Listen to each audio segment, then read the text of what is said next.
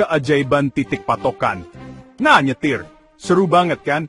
Kebebasan, jalanan lengang, atau sekadar mampir ke warung.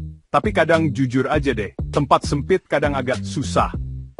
Masuk tempat parkir yang kayaknya dibuat untuk tikus, atau blok di jalan sempit tanpa bikin trotoar itu baret lagi.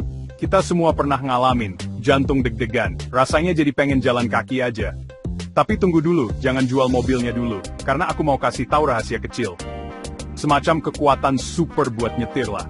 Kekuatan super ini intinya pakai titik patokan. Nah, kedengarannya agak teknis ya, mungkin ngebosenin. Kayak yang diomongin instruktur setir mobil yang bawa papan serius. Tapi nggak kok, gampang banget malah. Titik patokan itu cuma bagian tertentu dari mobil kita. Ujung kap mesin, spion, bahkan sedikit dashboard yang kita pakai sebagai panduan. Anggap aja kayak pembantu rahasia mobilmu. Mereka kasih tahu persis di mana ban mobilmu dan di mana pinggir mobilmu tanpa perlu penglihatan X-ray. Canggih kan? Jadi kenapa sih repot-repot belajar soal penanda ajaib ini? Ya, pertama-tama, ini bikin nyetir jadi nggak terlalu stres. Tahu di mana ujung mobil kita itu ngurangin banyak kira-kira. Kamu bakal lebih pede, bisa ngira-ngira jarak lebih baik. Dan yang paling penting, kamu bakal terhindar dari senggolan dan baret-baret nyebelin. Artinya, nggak perlu lagi ke bengkel cat yang mahal. Artinya, lebih banyak uang buat ya, beli bensin lagi buat nyetir. Atau mungkin velg baru yang kinclong, semua senang. Aku ingat pas pertama belajar, tiap tiang lampu aku anggap kayak mau loncat nyerang spionku. Terus, seorang montir senior di bengkel dekat rumah, namanya Pak Stan nunjukin cara pakai pantulan wiper di kaca depan buat ngira-ngira jarak. Tiba-tiba, wush, tiang lampunya diem aja di tempatnya. Itu bener-bener momen aha. Ini bukan soal jadi jago nyetir dari hari pertama, tapi soal belajar trik-trik gampang ini yang bikin beda banget. Dan percaya deh, beneran ngaruh. Nah, pas aku bilang titik patokan, bukan berarti kamu harus nempelin stiker kuning nyala di semua mobil kesayanganmu. Tolong jangan ya. Nanti tetangga mikir kamu udah aneh. Enggak, penanda ini udah ada kok, bagian dari desain mobilmu. Kamu cuma perlu belajar lihat dan pakainya. Kayak nemuin fitur tersembunyi di gadget baru. Tahu kan yang bikin kamu bilang, oh, pintar juga ya. Ini persis kayak gitu, tapi buat mobilmu. Ini soal jadi bener-bener kenal sama mesin yang kamu kemudikan. Jadi, apa aja sih yang kita omongin ini? Nah, ujung kap mesin itu bagus banget buat ngira-ngira di mana depan mobilmu. Spion samping itu pahlawan banget buat lihat apa yang terjadi di samping dan sedikit di belakangmu. Pilar A, itu tiang di kiri kanan kaca depan. Bisa berguna banget buat blok. Bahkan bagian dashboard, pinggir bawah jendela, atau gagang pintu bisa jadi panduan andalanmu. Intinya apa yang bisa kamu lihat dari kursi pengemudi. Bagian yang paling pintar itu gimana? Titik-titik ini nyambung ke bagian mobil yang kelihatan. Kayak ban mobilmu. Kamu nggak bisa lihat persis di mana ban depan kirimu pas lagi duduk di kursi pengemudi kan? Kecuali matamu ada di lutut. Tapi kalau kamu tahu pas ujung kiri kap mesin, sejajar sama sesuatu, banmu ada di tempat tertentu. Tiba-tiba kamu jadi jago parkir. Ini soal nyambungin yang kelihatan sama yang nggak kelihatan. Kayak kode rahasia antara kamu dan mobilmu. Setiap mobil pasti beda-beda dikit dong. Mobil lamaku dulu punya titik patokan segede lapangan bola. Mobil sport yang ramping pasti beda banget. Jadi, kuncinya adalah kenalan sama mobil. Duduk di dalamnya, lihat sekeliling, lihat apa yang sejajar dari posisi nyetirmu yang biasa. Kayak cari teman baru, kamu luangin waktu buat kenal sifat dan cara kerjanya. Lakuin ini sama mobilmu, dan kalian bakal kerja sama dengan harmonis. Indah banget loh. Oke, kita bahas soal belok. Bukan cuma banting setir terus berharap yang terbaik. Kita mau belok yang mulus, akurat kayak jagoan nyetir gitu. Yang nggak sampai naik trotoar atau bikin mobil dari depan tiba-tiba melipir ke got. Dan tebak apa? Titik patokan andalanmu bakal bantu kamu berhasil setiap saat. Ini semua soal waktu dan tahu kapan harus mulai belok. Nggak ada lagi tebak-tebakan, cuma presisi yang dihitung. Ya, kebanyakan dihitung. Sedikit gaya juga boleh. Salah satu pahlawan pertama buat belok itu ujung depan kap mesinmu. Misalnya kamu mau belok kiri di persimpangan. Pas kamu deketin, kamu cari titik di mana kamu harus mulai putar setir. Perhatiin ujung kiri kap mesinmu. Pas sudah deket sejajar sama pinggir jalan baru, atau trotoar yang mau kamu lewatin, itu biasanya tandanya. Mulai blok pas itu, dan kamu bakal lihat mobilmu meluncur dengan mulus. Setiap mobil beda-beda dikit, jadi coba-coba di tempat aman ya. Terus ada spion sampingmu. Oh, spion samping yang sederhana. Bukan cuma buat ngecek rambut, tapi ngaku deh, kita semua gitu. Pas kamu blok, apalagi yang sempit, spion sampingmu bisa kasih tahu apa ban belakangmu bakal aman dari halangan, kayak mobil parkir atau ya trotoar nyebelin itu lagi. Pas kamu blok, lirik spion di sisi blokanmu. Kamu mau lihat halangannya lewat dengan aman. Kalau kelihatannya terlalu dekat, kamu tahu harus benerin. Aku inget pernah mau bikin cewek terkesan dengan belok terlalu tajam pakai mobil sedan ayahku yang masih baru. Aku maunya kelihatan keren dan pede. Yang kejadian malah crack dan parah. Ban belakang kena trotoar dengan suara yang sampai sekarang bikin aku meringis. Coba aja aku pakai spion dengan bener. Dan mungkin gak terlalu sok jagoan anak remaja, aku pasti gak kena omel dan gak bayar ongkos perbaikan yang mahal. Jadi, belajar dari kesalahanku ya. Pakai spion itu. Pakai kap mesin itu. Package buat bomber sequences, ini sim pomneng fei. Trotoar, cuma gundukan beton kan? Tapi kadang rasanya kayak punya magnet ke velg kesayangan kita. 1 menit lagi enak jalan, tiba-tiba krek! Suaranya parah banget, nyesek. Tapi jangan takut, karena dengan beberapa trik titik patokan lagi kita bisa kasih pelajaran ke trotoar itu. Kita bisa jadiin mereka teman, atau setidaknya, sesuatu yang kita lewatin dengan pede tanpa nabrak. Ini soal presisi, bukan panik. Titik patokan lain yang bagus buat ngira-ngira belokan, apalagi pas ada trotoar, itu pilar amu. Itu bagian besi yang nahan kaca depan, dari dashboard sampai atap. Misalnya pas mau belok kiri, perhatiin trotoar. Pas garis trotoar kayaknya hilang di belakang atau sejajar sama dasar pilar A sisi pengemudi, itu bisa jadi tanda bagus kapan mulai belok. Ini bantu moncong mobilmu ngarah ke arah yang bener, tanpa motong tikungan terlalu tajam. Ada orang yang pinter banget soal ini. Mereka pakai penanda kecil lain di dashboard. Aku pernah lihat orang pakai pantulan wiper di titik tertentu di kaca depan. Atau cacat kecil di dashboard yang dari posisi nyetirnya, pas banget sejajar sama posisi trotoar seharusnya. Kedengarannya agak gila, tapi berhasil. Kuncinya adalah nemuin apa yang cocok buat dan mobil. Kayak punya sistem panduan khusus buatmu disesuaiin sama matamu. Keren kan? Cara terbaik buat kuasain trik belok ini? Latihan, dan maksudku bukan pas jam sibuk pagi-pagi. Cari komplek industri yang sepi pas minggu pagi, atau tempat parkir kosong. Mungkin pasang penanda empuk, kayak kardus bekas atau botol plastik.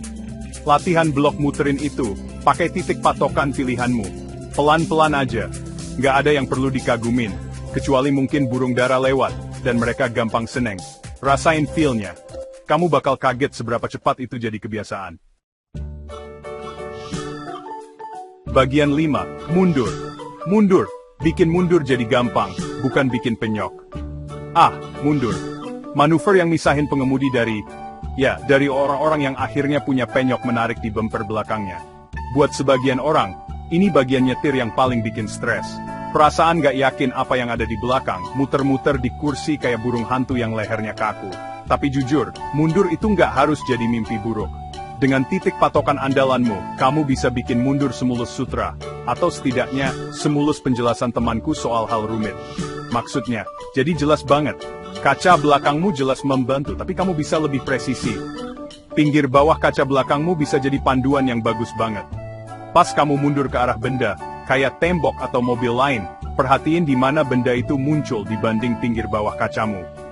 Misalnya, pas dasar tembok baru aja hilang di bawah pinggir kacamu. Kamu biasanya udah deket banget. Ini butuh latihan buat ngira-ngira di mobilmu sendiri. Jadi coba dulu sama benda empuk ya. Kayak boneka beruang gede. Terus tentu aja, ada teman lama kita, spion samping. Pas mundur, apalagi masuk ke tempat parkir, spion sampingmu berguna banget. Kamu bisa pakai buat lihat apa kamu sejajar sama mobil atau garis lain. Kamu juga bisa lihat halangan, kayak tiang pembatas atau sudut parkiran, muncul di sudut bawah spionmu. Ini bisa kasih tahu kapan harus berhenti atau kapan putar setir.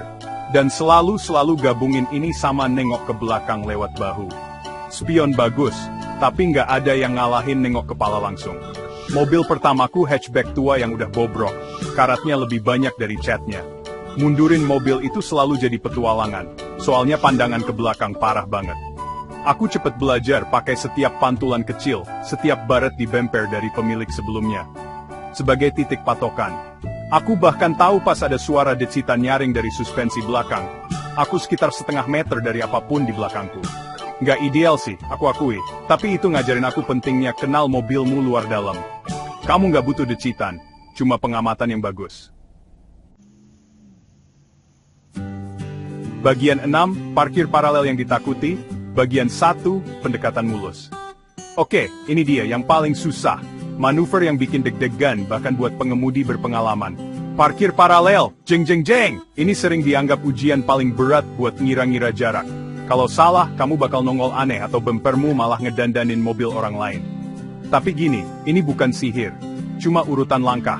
Kayak tarian kalau mau antara kamu, mobilmu, dan tempat kosong yang menggoda itu. Dan titik patokan itu, instruktur tarimu. Yang pertama pendekatannya. Ini penting banget. Kalau bagian ini salah, sisanya bakal susah. Kamu perlu berhenti di samping mobil yang mau kamu parkir di belakangnya. Tapi seberapa dekat dan seberapa maju. Aturan umumnya sih, sekitar setengah sampai 1 meter jaraknya dari mobil itu, samping-sampingan. Terlalu dekat, kamu nggak bakal punya ruang buat blok masuk. Terlalu jauh, kamu bakal jauh banget dari trotoar. Kuncinya sejajar rapi. Bayangin ada tali yang nyambungin mobilmu ke mobil satunya. Sekarang, buat titik patokan pertama di balet parkir ini. Pas kamu berhenti di samping mobil itu, kita sebut aja mobil B. Kamu mau berhenti pas mobilmu di posisi yang pas relatif sama mobil itu. Banyak orang ngerasa pas kalau spion sisi penumpangmu sejajar sama spion mobil B. Atau, yang populer juga, berhenti pas bagian belakang mobilmu, pilar C, atau bumper belakang. Kira-kira sejajar sama bumper belakang mobil B. Posisi awal ini penting banget buat langkah berikutnya.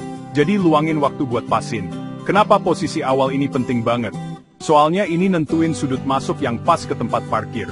Kalau kamu terlalu maju, kamu bakal blok masuknya telat, dan ban belakangmu kena trotoar, atau malah nggak masuk sama sekali. Kalau kamu terlalu mundur, kamu bakal blok masuknya kecepatan, dan depan mobilmu bakal nyenggol mobil di depan. Dua-duanya nggak bagus. Jadi santai aja pas ngatur posisi awal ini. Ini dasar dari parkir paralel yang sempurna, nggak usah tegang, tapi harus pas ya.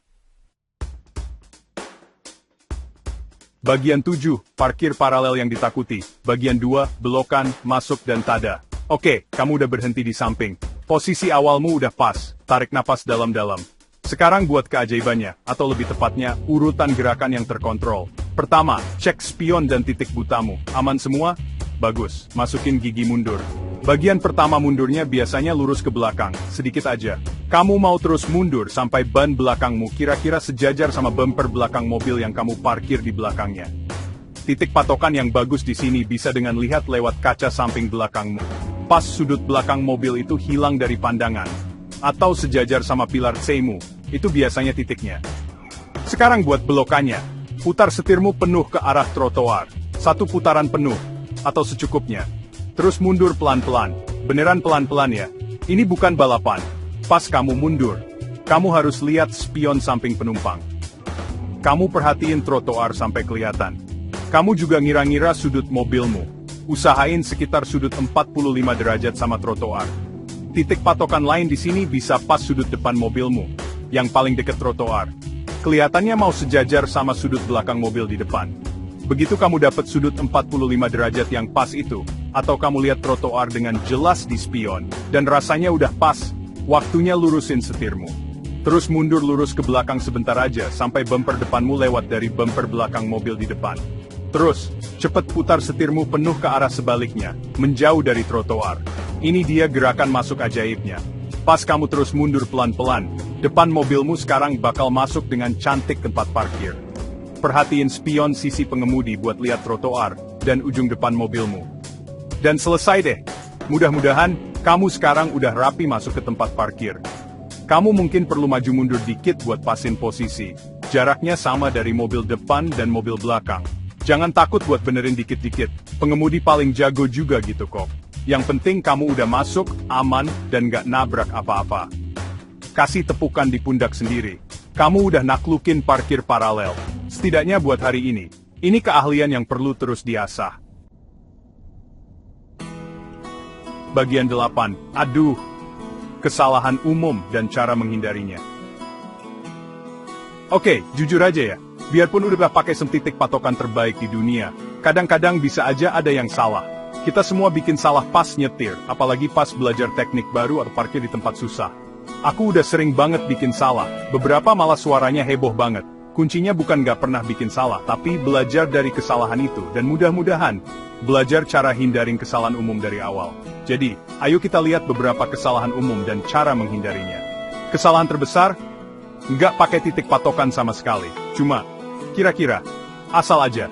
Ini kayak coba bikin kue tanpa resep. Mungkin kamu beruntung, tapi lebih seringnya, bakal jadi berantakan. Kamu bakal parkir terlalu jauh dari trotoar, terlalu deket sama mobil depan, atau malah baret parah. Cara benerinnya gampang. Mulai sadar cari penanda itu di mobilmu. Jadiin kebiasaan. Bahkan tempel penanda sementara, kayak selotip kecil, di dashboardmu pas lagi belajar, kalau itu bantu. Kesalahan umum lainnya adalah pakai titik patokan yang salah buat mobilmu. Temenmu si Budi mungkin yakin banget nyamain gagang pintunya sama ubin ketiga. Tapi kalau dia bawa mobil gede dan kamu mobil kota kecil, triknya mungkin gak cocok buatmu. Setiap mobil itu unik. Cara benerinnya, luangin waktu berkualitas sama mobilmu sendiri. Di tempat aman dan sepi, coba-coba, lihat apa yang sejajar, temuin titik pas mobilmu. Ini perjalanan penemuan pribadi antara kamu dan mobilmu. Dan terakhir, yang paling parah panik. Kamu mulai manuver, rasanya agak salah, kamu gak yakin bakal berhasil, dan tiba-tiba otakmu jadi blank. Kamu diem kaku, atau malah buru-buru, dan pas itulah kejadian crack. Cara benerinnya, kalau rasanya nggak pas, berhenti, tarik napas. Nggak usah malu sama sekali buat maju lagi, lurusin, dan mulai manuvernya dari awal. Serius. Jauh lebih baik nambah 30 detik, daripada harus bayar tagihan buat spakbor penyok atau velg baret. Sabar itu teman terbaikmu di sini. Bagian 9. Oke, ayo latihan. Ayo dong. Kamu pasti mau kan? Nah itu dia.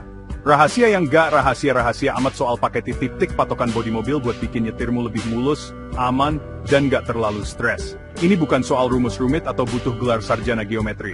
Ini soal ngertiin mobilmu, pakai matamu, dan bangun hubungan keren antara pengemudi dan mesin. Ini soal ngubah manuver susah jadi momen kepuasan diam-diam.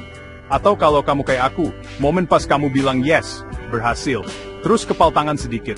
Kemenangan kecil itu yang penting. Ingat, titik patokan ini, tips dan trik ini, bukan aturan kaku yang gak bisa dilanggar. Anggap aja kayak panduan ramah. Ini titik awal. Mungkin kamu nemu di mobilmu, nyamain spionnya, beda dikit, lebih pas buatmu. Atau kamu nemu titik patokan baru yang pas banget buat tinggi badan dan posisi nyetirmu. Itu bagus banget. Sesuaikan, ubah dikit, jadiin punyamu sendiri. Tujuannya nemuin apa yang bikin kamu pede dan akurat. Cara paling bagus buat jadi jago soal ini. Latihan, latihan, dan terus, biar beda. Latihan lagi dikit. Cari tempat parkir luas yang kosong. Mungkin pas minggu pagi yang sepi. Bawa beberapa kerucut atau kan kardus kosong atau botol air. Bikin tantangan kecilmu sendiri. Latihan blok. Latihan mundur masuk ke petak parkir. Coba parkir paralel di antara dua tumpukan kardus. Anggap aja permainan. Makin sering kamu lakuin di tempat yang santai, makin alami jadinya. Dan jujur, kamu bakal kaget seberapa cepat kamu lihat kemajuan. Tempat sempit itu bakal kelihatan nggak terlalu sempit. Mundur bakal jadi nggak terlalu nebak-nebak. Parkir bakal jadi, ya, mungkin bukan hal favoritmu, tapi jelas bukan mimpi buruk lagi. Nyetir itu seharusnya dinikmati.